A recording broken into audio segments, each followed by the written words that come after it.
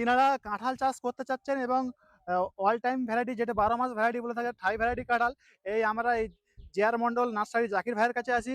আপনাকে আশা করি ভালোভাবে দেখিয়ে দিবে যে কত রকম ভ্যারাইটির কাঁঠাল পাওয়া যায় এবং কোন ভ্যারাইটি কাঁঠাল দিয়ে চাষ করলে আপনারা বেশি লাভ পাবেন।